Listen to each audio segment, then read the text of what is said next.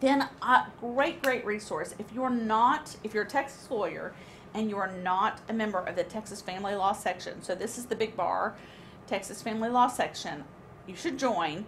And one of the great benefits of membership is they give you this Texas Family Law section toolkit. It's just a little, like this, 10 pages, 20 pages, bound little notebook, and it has shorthand versions, reminders of common objections, so every objection all on one piece of paper. It has common predicates, so if you have to lay the predicate to put certain types of common evidence in, like what's the predicate for a business record, it lays it all out for you. What's the predicate for a government record? And it's a good cheat sheet. So that is a great and recommended tool.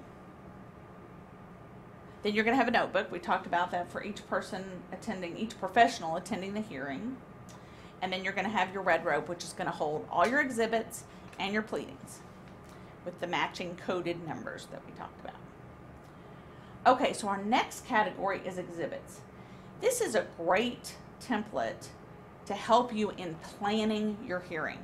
So you just got the client, or you had the client, the other side just set it for temporary hearing, and now you're thinking about, okay, who are my witnesses going to be and what are my exhibits going to be? This is a great starter list because a lot of these are common and some of them are less common, but things you might consider depending on the facts in your case. And you can delete ones that don't apply to your particular case, and you can add ones that perhaps are on the list. But several of these will be a helpful reminder. So, financial information statement. Almost all courts require basically a budget if child support is going to be at issue. And even if you are saying, well, they want me to pay child support, they want my client to pay child support, but my client, that's absurd, my clients shouldn't pay it, my client's going to have the children. Even despite that, you are required to have this financial information statement. Now, you're not required to put it into evidence. Let me explain that because it sounds strange.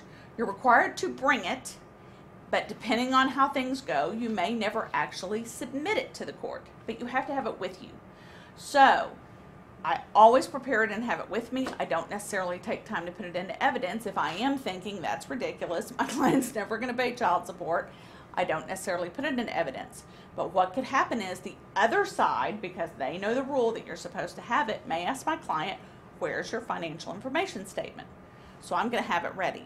Or if I'm wrong, which is horrible to imagine, but if I am, and the judge says your client is going to pay child support, then I have my financial information statement ready. So you have to have it with you under the local rules in most jurisdictions, but you may or may not use it. So the financial information statement is basically a budget, and it is trying to give the court an idea of how much money is coming in and how much money is going out. This isn't assets and liabilities. This is budget. This is monthly cash flow. So this is how much I earn at my job, and then this is my rent. This is how much my air conditioning bill is, my cell phone, my car insurance, so on and so forth. And you want it to be your client only, not anyone else in the household.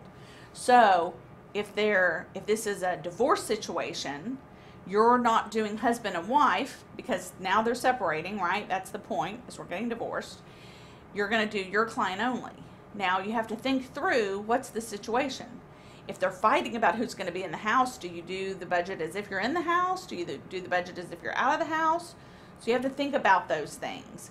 If I think I'm likely to end up in the house, I would do it as if I'm in the house and show the judge that my client can afford to stay in the house. Let's say it's post-divorce. So this is a modification case. People aren't married to each other anymore, but maybe they're married to someone new. Do not include the new spouse's income, and do not include what the new spouse pays for. Obviously, that could be a little tricky if all the money is combined, but you'll need to just indicate somehow on there what your client's income is and what your client pays for, because the new spouse's income should not be considered for purposes of setting child support. So sometimes it's simpler than others to do the financial information statement, but you want to give your client clear direction on what are they including or not, because they get confused.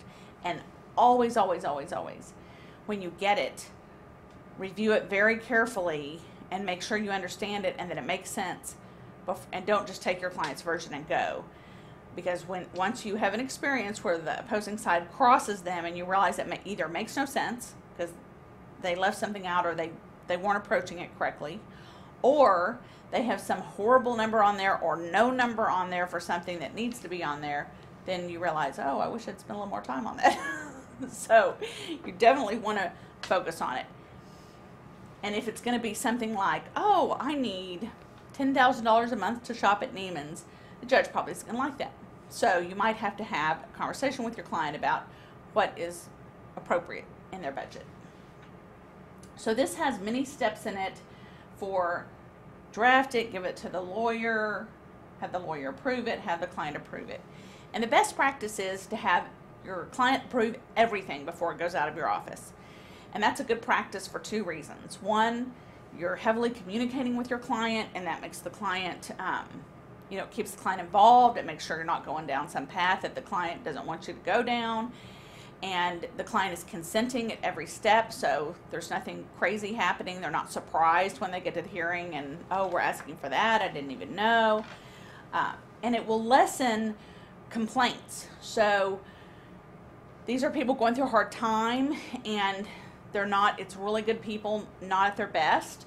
And it is easy when they're upset to maybe point a finger at the lawyer if the result doesn't go well. But you will greatly lessen your complaints by your clients if they are fully involved at every step. So it's a good practice to protect yourself, but it's also a good practice to prepare the best case possible to send them everything. So no exhibit would show up at a hearing that the client had not already seen and approved. No letter or pleading would go out to the other side that the client had not seen and approved. So we just, as a practice, everybody in my office knows, you send it to the client and say, we're sending this to you for review and approval, and it will not go out until you approve it. So they're clear. We're waiting on them.